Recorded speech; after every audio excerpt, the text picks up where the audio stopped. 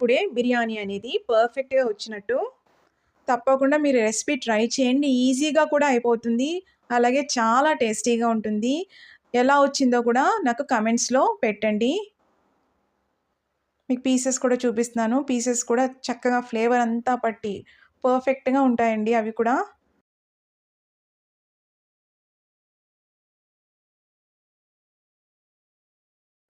ఇప్పుడు నేను dish out చేసి చూపిస్తున్నాను. పర్ఫెక్ట్‌గా వచ్చిందండి మనకి. తప్పకుండా ట్రై చేసి ఎలా వచ్చిందో నాకు కామెంట్స్‌లో పెట్టండి. అలాగే ఈ వీడియో గనక మీకు నచ్చినట్టయితే లైక్ చేయండి, షేర్ చేయండి.